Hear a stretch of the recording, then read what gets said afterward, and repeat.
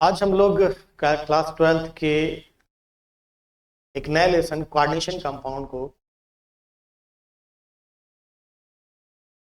Coordination compound से आप देखते हैं कि बोर्ड एग्जाम में सारे मतलब क्वेश्चन हो, चाहे IUPAC का हो वो जरूर आता है, या इफेक्टिव एटॉमिक नंबर का आता है, या फिर जो उसके आबंधन के सिद्धांत हैं उन पर बेस्ड क्वेश्चन आते हैं।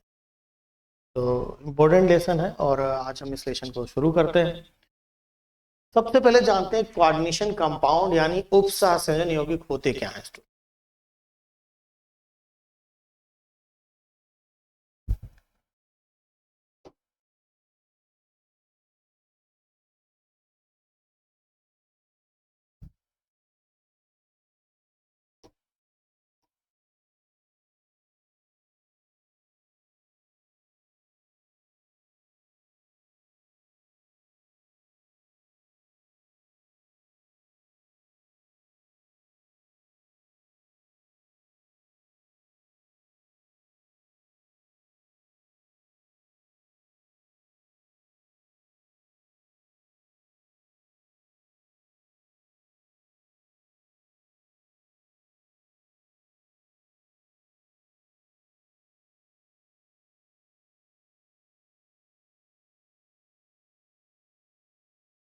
कोऑर्डिनेशन कंपाउंड, देखिए स्टूडेंट, अच्छे से ब्रीफ में चीजों को समझते हैं और क्या होता है कोऑर्डिनेशन कंपाउंड जानते हैं। देखो, जैसे मैं यहाँ पे एक पहले डबल साल्ट की बात करूंगा, एक द्विक लवण की बात करूंगा। आप देख रहे हो ये है पोटेशियम सल्फेट और मैंने लिया एल्युमिनियम सल्फेट, Al2SO4 का whole thrice plus 24H2, right. इसने क्या फॉर्म किया, K2SO4 डॉट Al2SO4 का होल थ्राइस डॉट 24H2। ये एक स्टूडेंट क्या है, डबल साल्ट है, एक द्विक लवण है।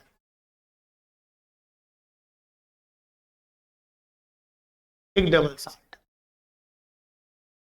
इस डबल साल्ट में अगर आप K2SO4 का देखो तो ये K+ का टेस्ट देगा, सल्फेट आयन का टेस्ट देगा, राइट। क्वालिटेटिव एनालिसिस गुणात्मक विश्लेषण देगा।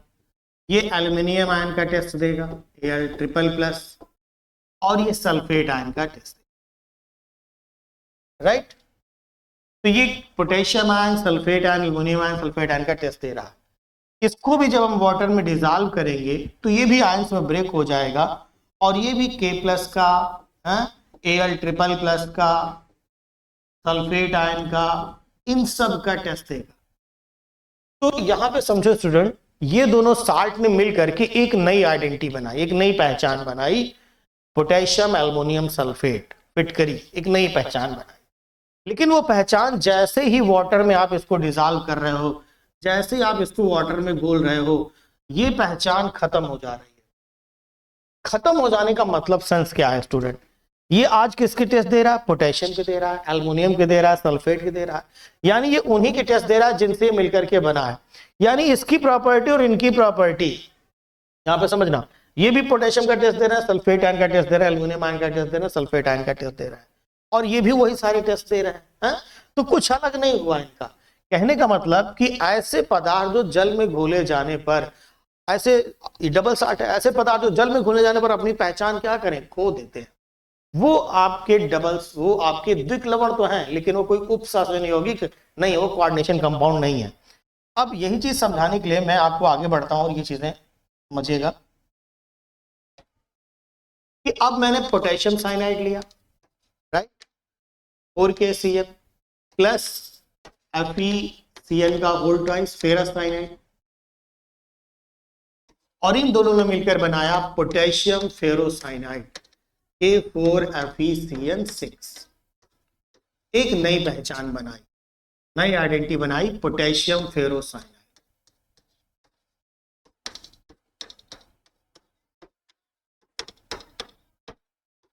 यहां पे समझना, ये किसका किसका टेस्ट दे सकता है क्वालिटेटिव एनालिसिस में, K+ का दे सकता है, साइनाइड आयन का दे सकता है, ये फेरस आयन का दे सकता है, साइनाइड आयन का दे सकता है। लेकिन अगर ये ब्रेक होगा तो ये क्या फॉर्म करेगा, 4k प्लस एंड FeCN का होल 6 -4। अब ये ना तो फेरस आयन का टेस्ट देगा ना साइनाइड आयन का, यानी अब ये Fe plus plus ferrous ion और cyanide ion Cn minus ion के टेस्ट नहीं देगा। इनके जो भी टेस्ट हैं इनके टेस्ट नहीं देगा। यानी इन दोनों ने मिलकर एक नई पहचान बनाई, एक नई आइडेंटिटी बनाई स्टूडेंट। और ये नई आइडेंटिटी वाटर में डिसॉल्व होने पर खत्म नहीं हो रही है, मतलब इन लोगों ने मिलकर एक नई पहचान बनाई है? और वो जो नई पहचान है वाटर में जाने के बाद अभी भी स्टेबल है।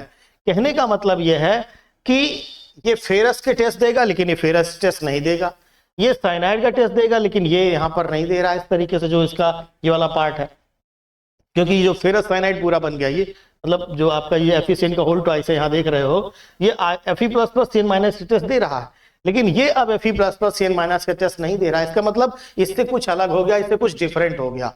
तो ऐसे पदार्थ जो जल में घुले जाने पर अपनी पहचान नहीं खोते हैं ना, वो आपके क्या कहलाएंगे, कॉम्प्लेक्स कंपाउंड। यानी डबल साल्ट से दो आपने साल्ट लिए और उन दो साल्ट से आपने एक ऐसा कंपाउंड बनाया जो वाटर में डिसॉल्व होने पर अपनी आइडेंटिटी नहीं खो रहा है, तो वही आपका क्या कहलाता है, कॉम्प्लेक्स कंपाउंड।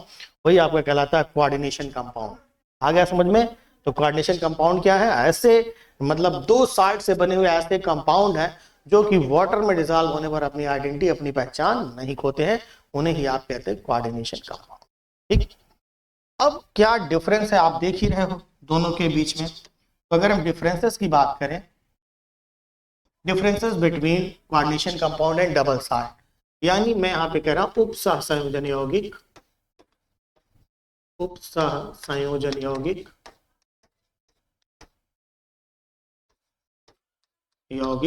और द्विक लवण में क्या डिफरेंस है, डबल साल्ट में क्या होता है।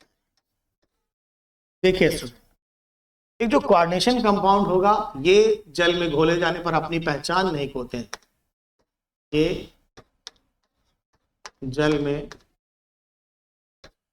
घुले जाने पर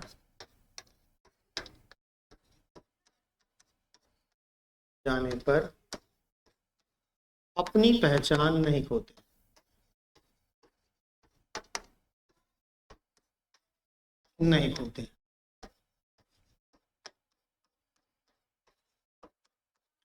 और ये जल में घोले जाने पर अपनी पहचान खो देते हैं। राइट, अपनी आइडेंटिटी या अपनी पहचान, जो नई आइडेंटिटी है, अपनी पहचान खो देते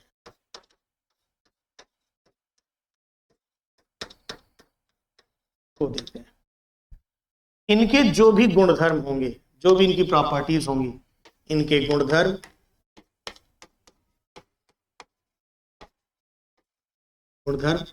इनके अवयवों, कंपोनेंट, इनके अवयवों के गुणधर्म से भिन्न होंगे, की प्रॉपर्टीज से डिफर करें, अलग होंगी, से भिन्न होंगी।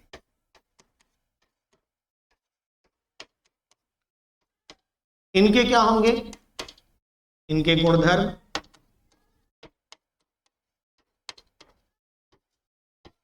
इनके अवयवों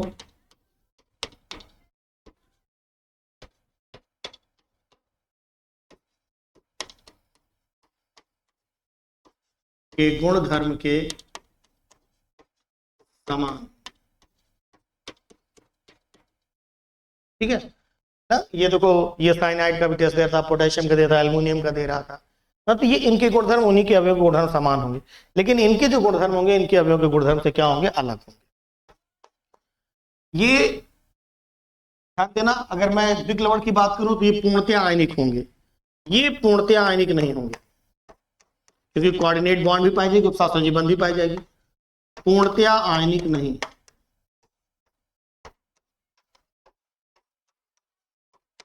ठीक, क्योंकि इसमें उपसहसंयोजी बंध भी पाई जाएगी। और यहां पर क्या कहेंगे, ये पूर्णतया आयनिक है।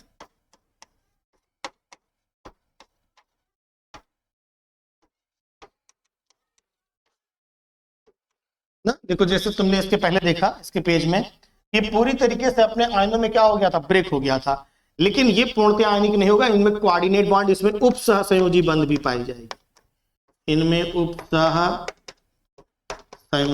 बंध भी पाई जाएगी। ठीक है,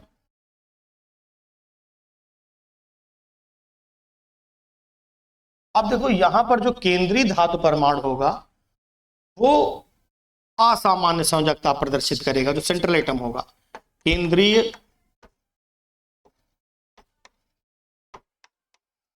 धातु परमाणु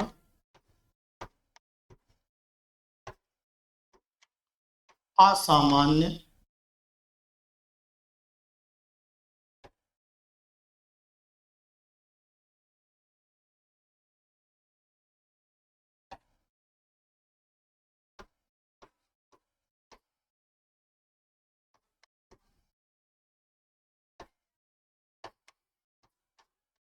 संयोजकता प्रदर्शित करता है, और यहां पर जो भी इसके अंदर आयन है वो सामान्य संयोजकता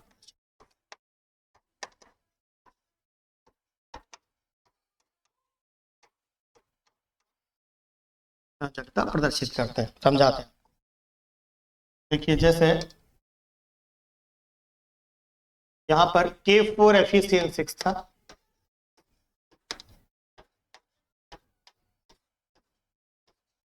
CN6, ठीक है। तो अगर इसका स्ट्रक्चर इस तरह है K4, अब देखो यहां पर Fe है और इससे ये साइनाइड जो यहां पर लिगैंड है, अभी हम लोग टर्मिनोलॉजी पढ़ेंगे जानेंगे, इसने क्या बना रखा है, कोऑर्डिनेट बॉन्ड बना रखा है, उप सहसंयोजी बंध बना रखी है। तो पहली बात कि पूर्णतः आयनिक नहीं हो पाएंगे, मान लो ब्रेक होगा 4K प्लस Fe6 -4 बनाएगा अगर ये ब्रेक होगा, लेकिन यहाँ क्या रहेंगे, कोऑर्डिनेट बॉन्ड रहेंगे, उप सहसंयोजी बंध भी रहेगा। अगर ये ब्रेक भी होगा तो क्या बनाएगा, बनाएगा आपका 4K प्लस, साथ में क्या बनाएगा, प्लस ये वाला स्ट्रक्चर बनाएगा। तो इस वाले जो स्ट्रक्चर को देख रहे हो, ये जो -4 यहाँ पर है, यहाँ पर Fe के साथ जो भी साइनाइड है, जो लिगैंड है, उन्होंने क्या बना रखा है स्टूडेंट, कोऑर्डिनेट बॉन्ड बना रखा है। आगे होगा समझ में, यहाँ पर आपका साइनाइड है,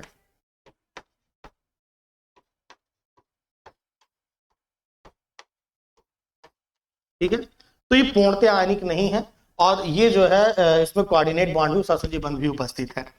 और दूसरी चीज यहाँ पर देखो, जो केंद्रीय धातु परमाणु है वो असामान्य संयोजकता प्रदर्शित कर रहा है, 6 कोऑर्डिनेट बॉन्ड बना रहा है। बट अगर तुम यहाँ पे फिटकरी की बात करोगे तो K2SO4 डॉट L2SO4 का होल थ्राइस डॉट 24H2O, यहाँ पे देखो क्या है कि ये सामान्य संयोजकता प्रदर्शित करेगा, K+1 valence, Al triple plus बनाएगा, पूरी तरीके से अपने आयनों में क्या हो जाएगा, ब्रेक हो जाएगा। तो यहाँ पर सामान्य संयोजकता भी प्रदर्शित कर रहा है और पूर्णतः क्या हो जा रहा है, आयनिक हो जा रहा है, ब्रेक हो जा रहा है, हो जा रहा है।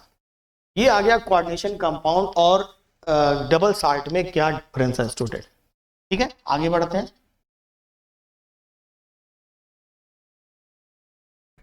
उप सहसंयोजन यौगिक से संबंधित शब्दावली।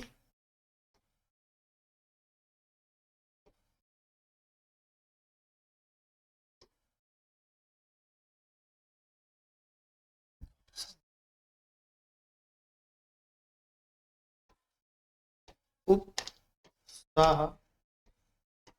सहसंयोजन यौगिकों से संबंधित शब्दावली।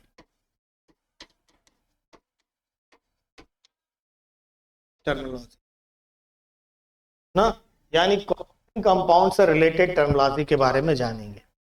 सबसे पहला है उप सहसंयोजन संकुल।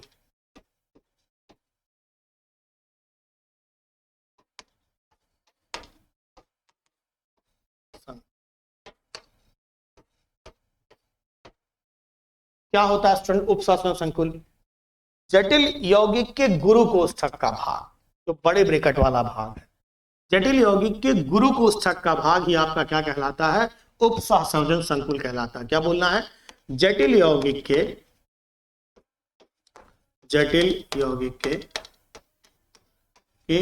गुरु कोष्ठक का भाग, गुरु कोष्ठक का भाग ही आपका क्या कहलाता है, कोऑर्डिनेशन स्फीयर कहलाता है ना, उपसंहरण संकुल कहलाता है। ध्यान देना, कोऑर्डिनेशन स्फीयर, राइट।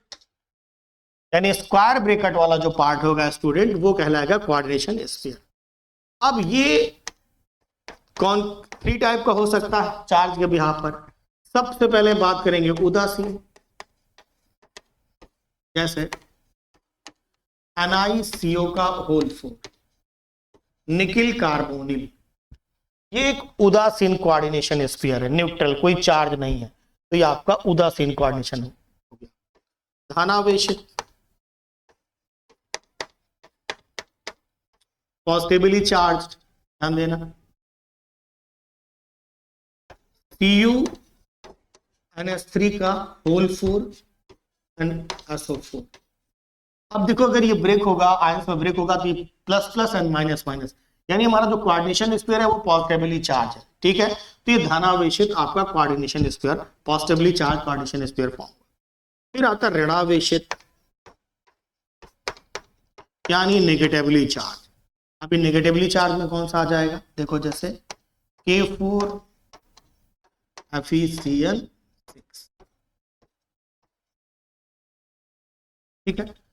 तो आपका जो कॉम्प्लेक्स कंपाउंड है स्टूडेंट, उस कॉम्प्लेक्स कंपाउंड का, उस जटिल यौगिक का जो स्क्वायर ब्रैकेट का पार्ट है, जो बड़े ब्रैकेट वाला जो गुरु कोष्ठक का भाग है, वही आपका क्या कहलाता है, कोऑर्डिनेशन स्फीयर कहलाता है।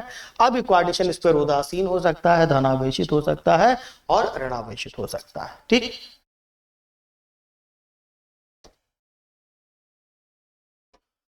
दूसरा है आयनाइजेशन स्फीयर, आयनन स्फीयर।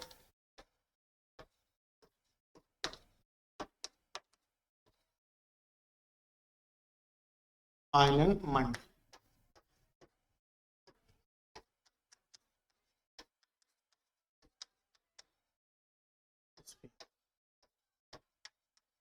अब देखिए आयनन मंडल क्या होता है, तो गुरु कोष्ठक के बाहर जो भी आयन है वो आपका क्या है, आयनन मंडल कहलाएगा। देखो जैसे K4 FeCl6, ये आपका कोऑर्डिनेशन स्फीयर, ये क्या है, ये कोऑर्डिनेशन स्फीयर है, और ये आपका पार्ट क्या है, ये है आयनाइजेशन स्फीयर।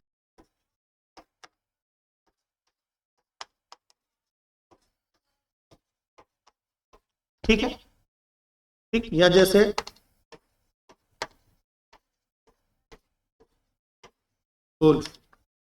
बाहर ये SO4, अब ये क्या है, आयनाइजेशन स्फीयर, और ये क्या है, कोऑर्डिनेशन स्फीयर है। तो गुरु जटिल यौगिक के जो गुरु कोष्ठक के बाहर, इस स्क्वायर ब्रैकेट के बाहर जो भी आयन है स्टूडेंट, वो आयन आपका क्या कहलाएगा, आयनाइजेशन स्फीयर यानी आयनन मंडल कहलाएगा। नोट करिएगा।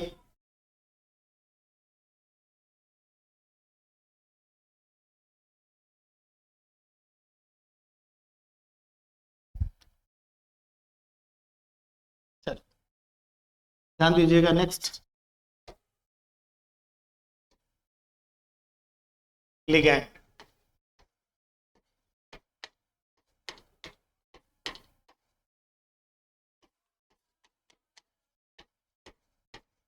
अब बात करते हैं लिगैंड की। लिगैंड क्या होते हैं स्टूडेंट, लिगैंड वैद्युत उदासीन परमाणु या परमाणुओं के क्या होंगे, समूह होंगे। मतलब लिगैंड ऐसे अणु या आयन होंगे, या कह सकते हैं सॉरी, लिगैंड ऐसे अणु या आयन होंगे जो केंद्रीय धातु परमाणु के साथ क्या बनाएंगे, उपसहसंयोजी बंध बनाएंगे, यानी जो सेंट्रल एटम को लोन पेयर का इलेक्ट्रॉन देंगे, तो उन्हें हम आप क्या कहेंगे, लिगैंड। ऐसे अणु या आयन, ऐसे अणु या आयन, ऐसे अणु या आयन जो कि केंद्रीय धातु परमाणु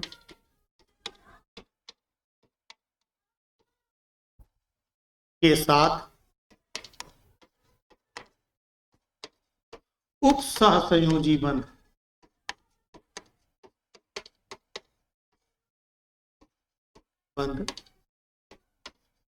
बनाते हैं लिगैंड कहलाते हैं।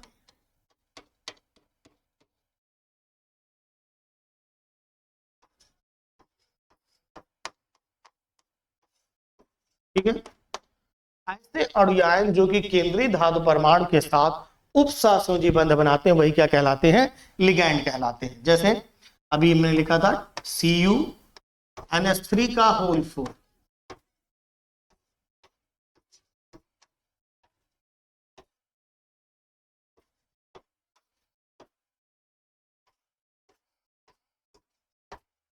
ठीक है, टेट्राएमीन कॉपर सल्फेट।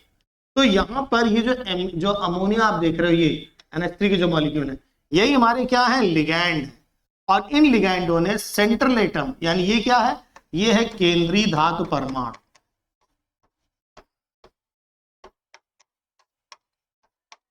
ठीक, इसके साथ इन्होंने क्या बना रखा, उपसहसंयोजी बंध बना रखा है। तो ऐसे अणु या आयन जो कि केंद्रीय धातु परमाणु के साथ उपसहसंयोजी बंध बनाते हैं वही क्या कहलाते हैं, लिगैंड कहलाते हैं। क्या बोलना है, ऐसे अणु या आयन जो कि केंद्रीय धातु परमाणु के साथ उपसहसंयोजी बंध बनाते हैं वही क्या कहलाते हैं स्टूडेंट, लिगैंड कहलाते हैं। अब देखो इन लिगैंडों के बारे में अच्छे से समझिएगा। तो इन लिगैंडों का अगर हम वर्गीकरण करें, क्लासिफिकेशन ऑफ लिगैंड, लिगैंडों का वर्गीकरण, क्लासिफिकेशन ऑफ लिगैंड। तो अगर हम इनका क्लासिफिकेशन करें स्टूडेंट, तो देखिए सबसे पहले बात करेंगे तंतुरता के आधार, डेंसिटी के बिहार पर।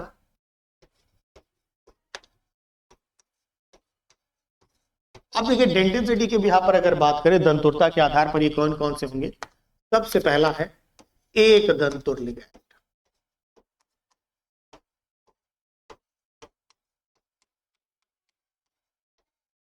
अब देखो एक दंतुर लिगैंड कौन होता है, जिसमें एक दाता परमाणु, वो होंगे आपके एक दंतुर लिगैंड। जैसे अमोनिया हो गया NH3, एक दंतुर लिगैंड, एक दाता परमाणु नाइट्रोजन है। H2O हो गया, हाँ, एक दाता परमाणु है ऑक्सीजन, ये भी एक दंतुर लिगैंड हो गया। जिनमें एक दाता परमाणु हो उसे हम क्या कहेंगे, एक दंतुर। जैसे OH- हो गया, हाँ, ये क्या हो गया, एक दंतुर लिगैंड हो गया जिसमें ऑक्सीजन डोनर एटम। तो एक दंतुर जो होंगे वो आपके उदासीन भी हो सकते हैं और वो स्टूडेंट ऋणावेशित भी हो सकते हैं, है? तो एक दंतुर का मतलब क्या हो गया कि जिसमें क्या हो, एक दाता परमाणु, उन्हें आप एक दंतुर लिगैंड कहेंगे। भी ध्यान देना, द्विदंतुर लिगैंड, बाइडेंटेड लिगैंड। अब देखो द्विदंतुर में जिसमें दो दाता परमाणु हो जाए, जैसे ऑक्सिलेट आयन, इसमें दो दाता परमाणु है, ऑक्सिलेट आयन।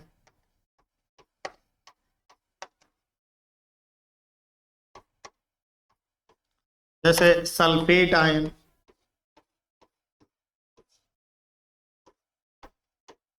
इसमें दो दाता परमाणु हो गए।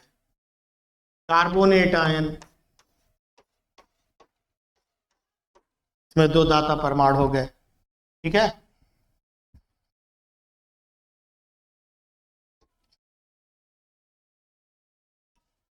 ऐसे CH2 NH2 NH2, ethane ethane 1,2 डाइअमीन में ये क्या हो गया स्टूडेंट, द्विदंतुर जिसमें दो दाता परमाणु, उन्हें हम बाइडेंटेड लिगैंड कहेंगे। फिर उसके बाद सी आता है बहुदंतुर, पॉलीडेंटेड, बहुदंतुर लिगैंड, पॉलीडेंटेड लिगैंड। अब देखो पॉलीडेंटेड लिगैंड में क्या आ जाएगा यहाँ पे, जैसे ये हो गया CH2 bond CH2 bond N,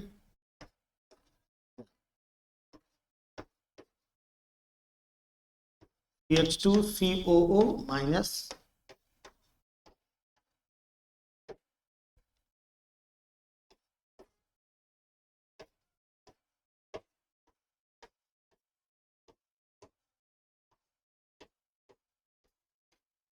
ठीक, ethylene di amine tetra acetate EDTA, क्या नाम होगा?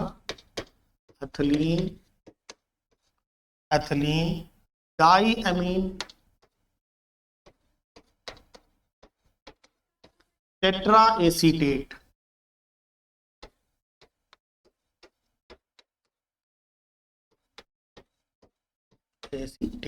Right, ethylene diamine, ethylene diamine tetra acetate EDT। ठीक है, क्या हो गया? ये बहुतंतुर हो गया।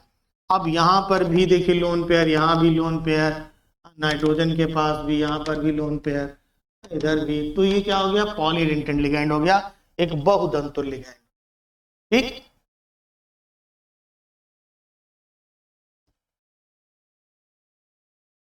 अच्छा एक होता है, नोट करके उसको जानते जाइए, एम्बेडेड लिगैंड, उभय तंतुर लिगैंड।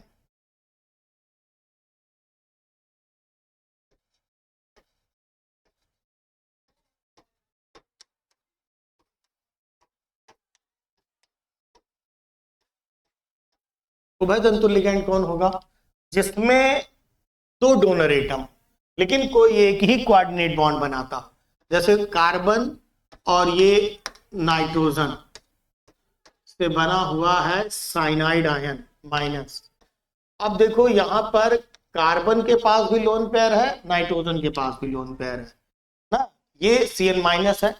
तो अब कहीं पर कार्बन इलेक्ट्रॉन देगा, कहीं पर नाइट्रोजन, ये एम्बिडेंट लिगैंड कहलाता है, उभय तंतुर लिगैंड, जिनमें क्या हो जाए स्टूडेंट? एक दाता परमाणु। जैसे एक एग्जांपल समझाता हूं कि जब आप R बॉन्ड यक्स है, एक एल्किल हैलाइड है, और इस एल्किल हैलाइड की रिएक्शन आप पोटेशियम साइनाइड से कराते हो, तो उस कंडीशन में फॉर्म करता है R बॉन्ड Cn प्लस बना KX। और जब आप यहां पर रिएक्शन कराते हो R बॉन्ड X की AgCN के साथ, तो ये क्या फॉर्म करता है? R बॉन्ड NC, साथ में बनता है AgX। ठीक, अब यहां पे जरा इस कॉन्सेप्ट को समझना कि देखो कार्बन और नाइट्रोजन दोनों के पास लोन पेयर का इलेक्ट्रॉन है पहली कंडीशन में। R बॉन्ड X का हेटेरोलिटिक बॉन्ड फिजन हुआ और क्या बना होगा? R+। अब इस R+ को ध्यान देना, कार्बन भी इलेक्ट्रॉन दे सकता है और नाइट्रोजन भी दे सकता है, लेकिन कार्बन नाइट्रोजन में लेस इलेक्ट्रोनेगेटिव कौन है? कार्बन। कम वैद्युत ऋणात्मक कौन है? कार्बन। तो कौन आसानी से इलेक्ट्रॉन लूज कर देगा? कार्बन कर देगा। अब अगर यहाँ पे कार्बन इजिली इलेक्ट्रॉन लूज कर देगा, तो जो हमारा ये Cn माइनस है, इसमें से क्या होगा कि ये इसको इलेक्ट्रॉन दे रहा होगा, तो ये इसके साथ बॉन्डिंग करेगा, बनाएगा R बॉन्ड Cn बना लेगा। तो जब हम पोटेशियम साइनाइड से रिएक्शन कराते हैं, तो पोटेशियम साइनाइड एक आयनिक कंपाउंड है, और आयनिक होने की वजह से स्टूडेंट ये ब्रेक होकर बनाता है K+ और Cn minus, K+ and Cn minus बना लेता है। तो ये जो Cn माइनस है उसमें कार्बन नाइट्रोजन दोनों के पास लोन पेयर का इलेक्ट्रॉन है, लेकिन कार्बन की वैद्युत ऋणात्मकता कम है, इसलिए कार्बन इलेक्ट्रॉन को दे देता है और यहाँ पर जुड़ करके बना लेता है R बॉन्ड Cn। AgCN के क्या केस में क्या है कि ये कोवैलेंट कंपाउंड है, ये एक कोवैलेंट कंपाउंड, एक सहसंयोजी यौगिक है। अब देखो सहसंयोजी यौगिक होने की वजह से होता क्या है कि Ag bond C triple bond N। अब कार्बन का ऑक्टेट तो कंप्लीट है, लेकिन कोई लोन पेयर का नहीं। अभी लोन पेयर किसके पास है? नाइट्रोजन के पास है। तो ये R+ को क्या देगा? इलेक्ट्रॉन देगा, और इसके साथ बॉन्डिंग करके R बॉन्ड NC बनाता है। ठीक है, तो देखो ध्यान से समझना कि उभय तंतुर लिगैंड कौन होते हैं? उभय तंतुर लिगैंड वो होते हैं जिनमें एक से मतलब कि दो डोनर एटम तो हैं, लेकिन वो एक ही के साथ क्या करे? कोऑर्डिनेट बॉन्ड बनाए। तो जैसे ये तो मान लो मैंने आपको रिएक्शन दिखाया यहाँ कैसे ये इलेक्ट्रॉन देता है, कैसे लेता है। अब इस चीज को आगे जरा समझिएगा यहाँ पर कि जैसे तो कोऑर्डिनेशन कंपाउंड है, और उस यहाँ पर जैसे है ये क्या कहते हैं कि मान लो मैंने लिखा है यहाँ पर कोबाल्ट और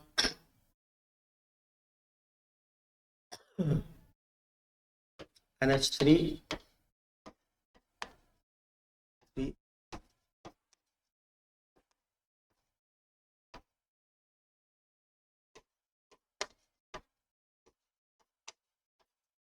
अब यहां पे SCN लगा हुआ है और बाहर है Cl2। ठीक है, दूसरा देखो ना, कोबाल्ट,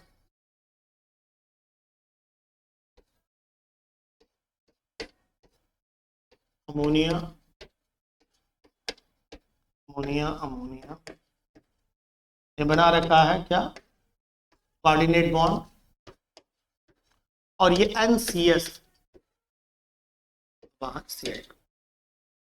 तो देखो SCN और NCS में ध्यान देना, दोनों को देखना, यहां पर दोनों ही डोनर एटम है, नाइट्रोजन के पास भी सल्फर के पास, लेकिन यहां सल्फर के साथ इसने कोऑर्डिनेट बॉन्ड बना रखा, और यहां पर किसके साथ बना रखा, नाइट्रोजन। तो ऐसे लिगैंड जिनमें एक से मतलब कि ज्यादा डोनर एटम हो लेकिन वो किसी एक के साथ कोऑर्डिनेट बनाता हो, तो उसे ही आप कहते हैं उभय धंतुर लिगैंड। उभय धंतुर यानी ऐसे लिगैंड जो कि सेंट्रल एटम के साथ, आपको आ गया होगा समझ में, जिनके पास एक से ज्यादा डोनर एटम हो लेकिन वो किसी एक ही एटम के साथ क्या बनाते हो, कोऑर्डिनेट बॉन्ड बनाते हो, तो उसे आप क्या कहते हैं, उभय धंतुर लिगैंड कहते हैं। ठीक, चलिए आगे पढ़ते हैं, जानते हैं किलेट संकुल यौगिक क्या होता है। नेक्स्ट है किलेट यौगिक। देखो किलेट संकुल यौगिक क्या होगा, जैसे ये क्यूप्रिक आयन है Cu++, अब यहां पर NH2 CH2 CH2 NH2, NH2 ने ऐसे इसके साथ क्या बना रखी, कोऑर्डिनेट बॉन्ड।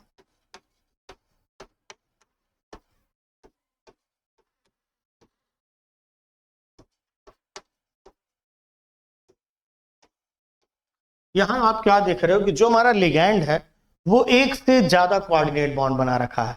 तो ऐसे उपशासन यौगिक जिनमें लिगैंड जो होते हैं वो सेंट्रल एटम के साथ या आयन के साथ एक से ज्यादा उपशासन बंध बनाते हैं, जिससे देखिए एक वलय का स्ट्रक्चर, एक वलय रिंग जैसा स्ट्रक्चर फॉर्म हो जा रहा है, और जहां ऐसा फॉर्म होगा वो आपका क्या कहलाएगा, किलेट कॉम्प्लेक्स कंपाउंड कहलाएगा।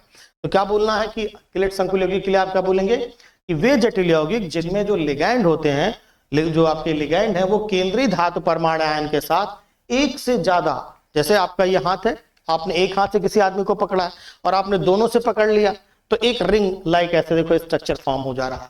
तो आप कहेंगे कि वे कॉम्प्लेक्स कंपाउंड जिनमें जो लिगैंड होते हैं वो केंद्रीय धातु परमाणु आयन के साथ एक से अधिक उपसहसंयोजी बंध क्या करते हैं, बनाते हैं, जिससे एक वलय जैसी आकृति का निर्माण होता है, और ऐसे कंपाउंड को आप कहते हैं किलेट कॉम्प्लेक्स कंपाउंड।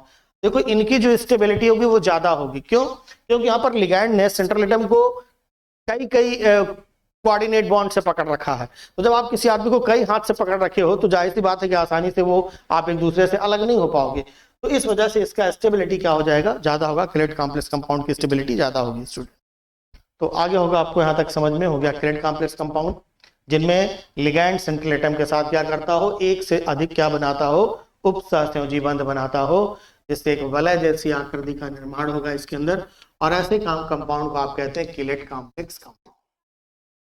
ठीक, आगे बढ़ते हैं,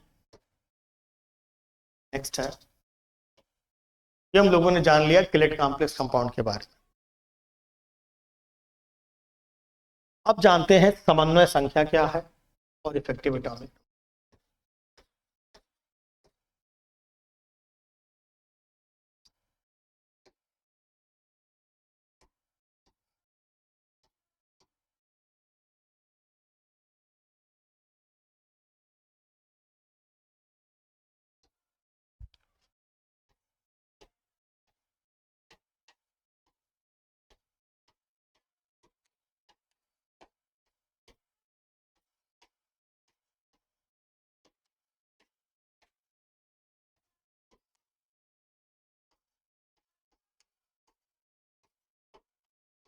कोऑर्डिनेशन नंबर, समन्वय संख्या क्या होती है स्टूडेंट? ध्यान दें, जो हमारे जटिल यौगिक का जो केंद्रीय धातु परमाणु है वो लिगैंडों के साथ कितने उपसहसंयोजी बंध बना रहा है, उनकी संख्या इसकी कहलाती है समन्वय संख्या। जैसे यहाँ पर केंद्रीय धातु परमाणु लिगैंडों के साथ 2 सहसंयोजी बंध बना रहा है, तो इसका जो कोऑर्डिनेशन नंबर होगा वो क्या हो जाएगा? 2 हो जाएगा। यानी जटिल यौगिक का केंद्रीय धातु परमाणु लिगैंडों के साथ जितने उपसहसंयोजी बंध बनाता है उनकी संख्या ही उसकी क्या कहलाती है? समन्वय संख्या। यहाँ कोऑर्डिनेशन नंबर क्या हो जाएगा? 3 हो जाएगा। आ रहा होगा समझ में? तो जटिल यौगिक का केंद्रीय धातु परमाणु, केंद्रीय धातु परमाणु के, ध्यान देना, जटिल यौगिक का केंद्रीय धातु परमाणु है, उससे लिगैंड कितने उपसहसंयोजी बंध बना उनकी संख्या ही कहलाती है समन्वय संख्या। कैसा बनाएगा? ये ऑक्टाहेड्रल बनाएगा, ये ट्राइगोनल प्लानर हो गया, ये आपका क्या हो गया? लीनियर रेखी हो गया, लीनियर हो गया, रेखी हो गया। ये कैसा बनाया? Trigonal planner.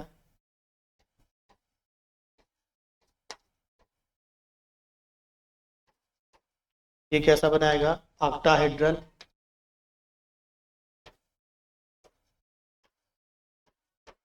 ऑक्टाहेड्रल अष्टफलकी बनाएगा। ठीक है, तो समन्वय संख्या क्या होती है कि जटिल यौगिक का जो केंद्रीय धातु परमाणु है उससे लिगैंड जितने उपसहसंयोजी बंध बनाते हैं उनकी संख्या ही कहलाती है समन्वय संख्या।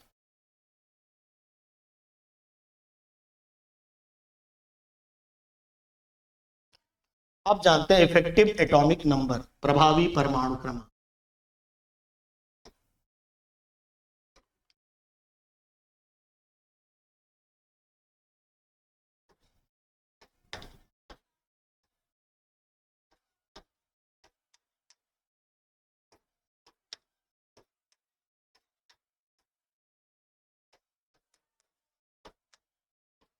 इफेक्टिव एटॉमिक नंबर क्या होता है? प्रभावी परमाणु क्रमांक, इफेक्टिव एटॉमिक नंबर क्या होता है? जो आपके जटिल यौगिक का केंद्रीय धातु परमाणु है, जटिल यौगिक के केंद्रीय धातु परमाणु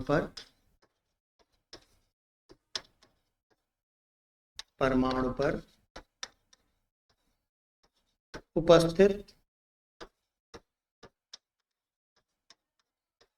जटिल यौगिक के केंद्रीय धातु पर उपस्थित कुल इलेक्ट्रॉनों की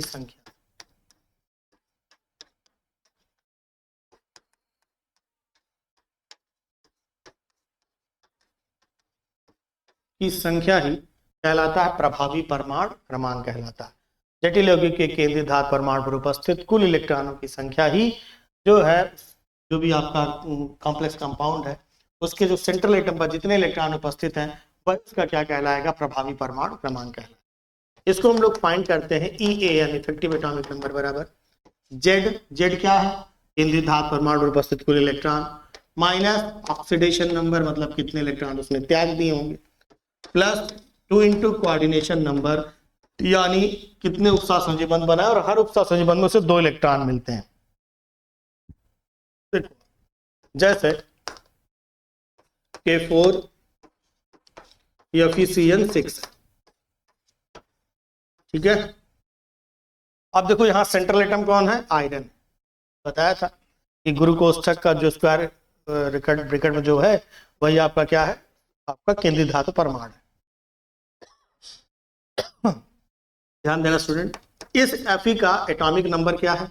26, लिख दिया 26। अब फाइंड करते हैं Fe का ऑक्सीडेशन नंबर।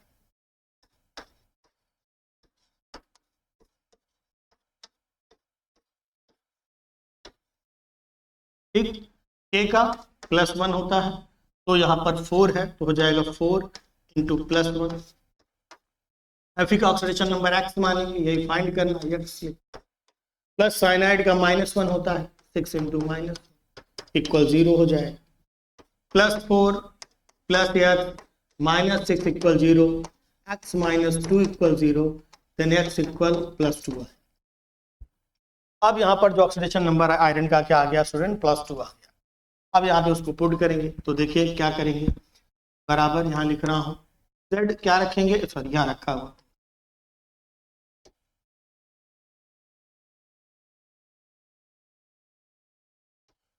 Z की जगह पे 26 रखा, माइनस ऑक्सीडेशन नंबर क्या आया 2। इसका मतलब ये 2 इलेक्ट्रॉन लूज कर रहा है, तो 2 इलेक्ट्रॉन अगर इससे निकल गए तो इसके पास 24 इलेक्ट्रॉन रह गए, प्लस 2 इंटू कोऑर्डिनेशन नंबर। कितने यहाँ पर आपको लिगैंड दिख रहे हैं, कुल साइनाइड आपको यहाँ पे दिख रहा है 6 साइनाइड दिख रहा है, 2 इंटू 6, यानी हर लिगैंड 2 इलेक्ट्रॉन दे रहा है। 6 दूना 12 इलेक्ट्रॉन, लिगैंडों ने 12 इलेक्ट्रॉन दिए। कुल 26 थे, 26 में से 2 निकल गए, बचे 24 और लिगैंडों ने दिए 12, तो 24 और 12 मिलकर कुल कितने हो गए 36। तो केंद्रीय धातु परमाणु पर कुल इलेक्ट्रॉनों की जो संख्या है वही उसका क्या है, इफेक्टिव एटॉमिक नंबर है, वही उसका प्रभावी परमाणु क्रमांक है। एक और एग्जांपल करते हैं।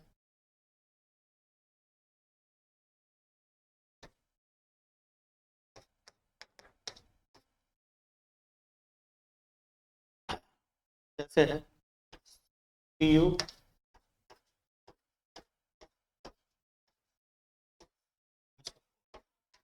ठीक है, तो इफेक्टिव एटॉमिक नंबर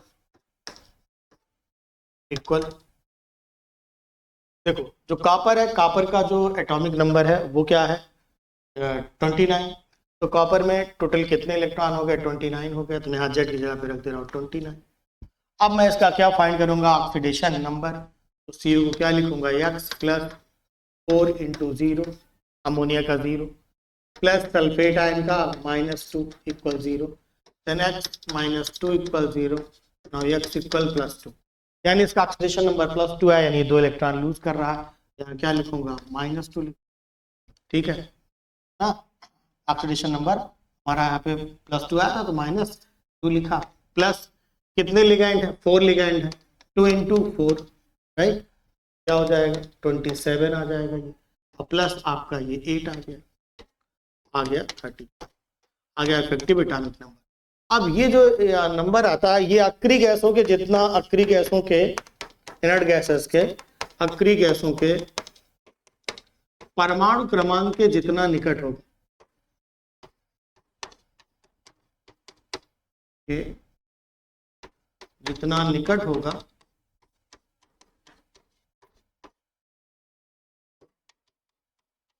उसका स्थायित्व उतना ही अधिक होगा।